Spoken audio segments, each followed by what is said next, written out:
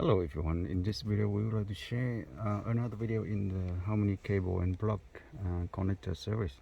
This is a Kia Cerato 2015 and belonging to the generation 2012 and 2016.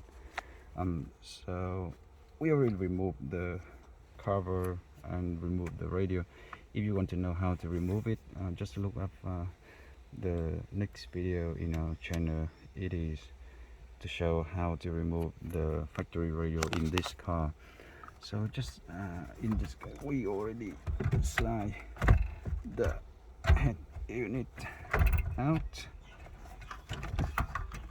and we already unplug it, so you can see it's a it's a Hyundai Mobis, okay, and it is detailed here, and it is something looks like this. So basically it has only two main cable and one antenna at the back end.